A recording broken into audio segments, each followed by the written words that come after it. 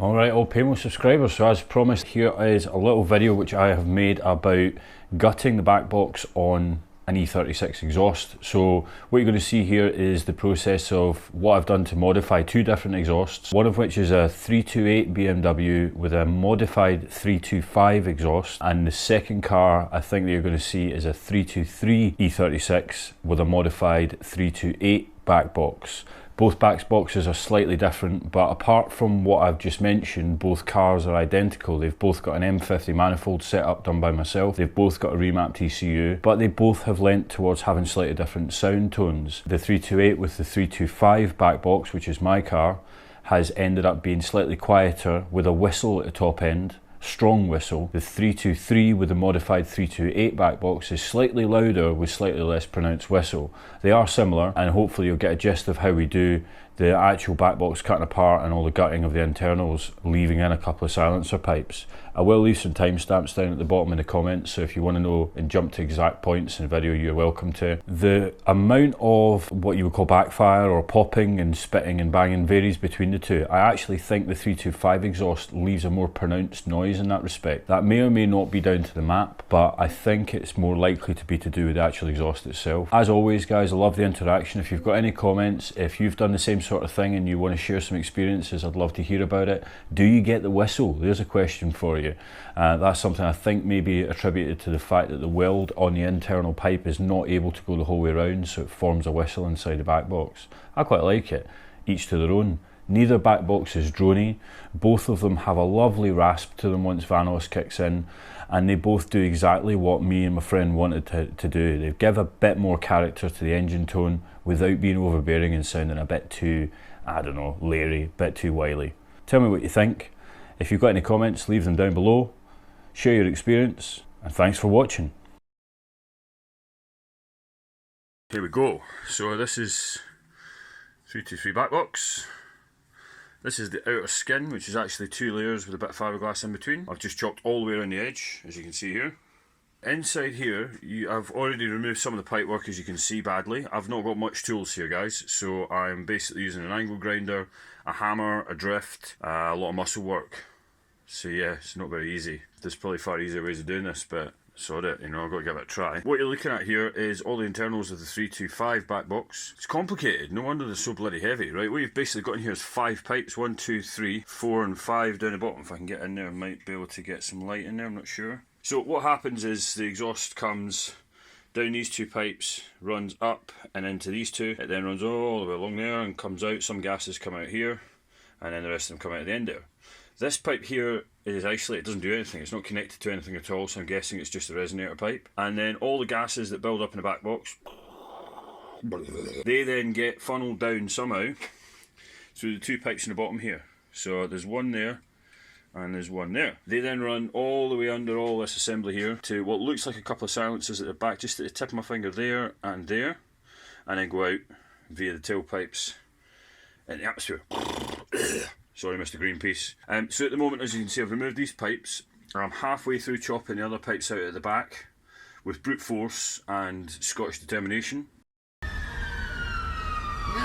sticks leave it touching the ground, man! Once we've got them out, I'm hoping this whole assembly will lift out, because I don't think it's welded to the back box. None of this part here was, so I'm hoping it's the same on the other side. It's not easy, it's quite hard work. If I had a chop saw, it'd be a piece of cake, but I don't have one, unfortunately, so I'm doing it just with muscle power and bashing my hands to death with my hammer. Give me a couple of minutes, we'll get back and we'll see if we succeed. Holy crap, there you go, right? We've got an empty back box, and over here we've got pipework. You can see how thin the bores are on those ones. They're like pea shooters when this is a micro. So yeah, we've got some form of like mini silencer. I don't want to go full psycho, so I think we'll use these somehow. I'll clean up the ends of these and weld them back onto the tips here with just a little bit of pipe. So I'll probably cut off about here and then chop around this plate maybe, tidy up these ends so there's no metal flying around, and then weld it back up. Right, okay, so we're winning. We've got a little bit of delicious pigeon shit welded in there, 2 pipes welded in with the mini silencers, and nothing in between. I'll show you what it looks like with the top welded on. Hopefully it doesn't look too bad. Alright, sweet. So yeah, E36 back box gutted. left the little mini silencers in. They're not going to do very much. They're just straight through pipes with a bit of fiberglass around them. Let's see what happens. So there we have it. We've got it back together, welded up all the way around. So we basically got a straight through exhaust. Now is to hope when we put it on the car, it doesn't blow like crazy. Don't think it will. I think I've done not too bad with that welding. I don't know, time will tell and we'll find out. So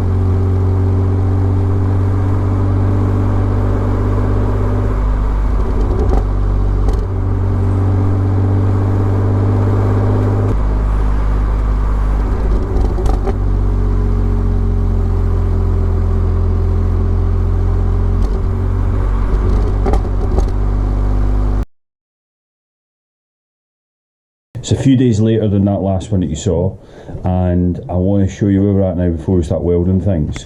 So as you can see, we have liberated these two straight through silencers, and I'm going to try and create basically the same thing that I did with my 325 exhaust. I'm going to weld on the bigger one. This one here is connected to the 328 exhaust outlet with the butterfly on it. The butterfly is going to be coming out of the exhaust, and then this smaller one is going to go on I don't know what you call that, the passenger side outlet. I'm going to roughly weld these in right now. I'm going to start putting the lid, which is just there, back on. I'll start getting the welds tacked up, and then I'll show you what sort of angle I'm going to hold things at. It's welded in as best as it needs to be, just to give you an idea what it looks like from back. I've got the angles a little bit off, but I'm not too fussed about that. The whole principle is that the whole back box is going to fill up with the exhaust gases and then shove them down these pipes and out the tailpipe at the end of it. The one I did for my 325 was pretty much exactly the same as this. I'm going to give this pipe up this end a little tiny clean up, give it a blow out with the rear line, and then start putting the top cover on. Right, so there's the finished article. Top welded on, plenty of paint applied, as you can see. We want to make sure it's got a nice coat of paint in case there's any pinholes in the welding, which I don't think there is, but I'm just playing it safe. I've actually removed the rubber buffer thing on the side of the 328 exhaust. If anyone can tell me what that's for, I'm pretty intrigued. It's basically this thing. It doesn't do anything, it's just a weight as far as I can see. Don't know what it does, it doesn't seem to do anything. Remove the butterfly actuation valve, because we don't need that anymore. And what I've actually done is I've welded in the end there, I won't touch it just now because it's wet, but I've welded the butterfly permanently open.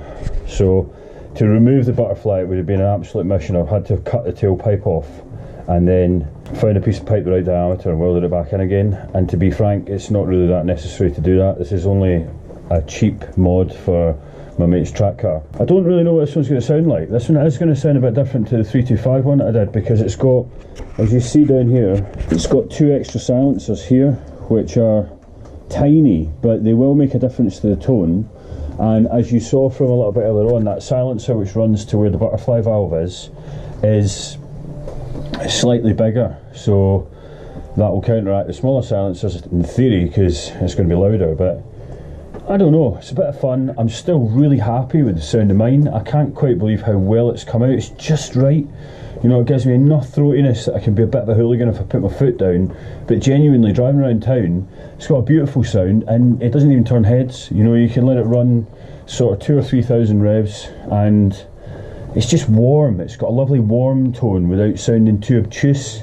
It pops a little bit, but they're not really loud, sharp pops. They're more of a grunty burble. So I'm hoping we get the same result with this. It's on a 323, not a 328. I don't think that will make much difference. They're both 6 cylinders.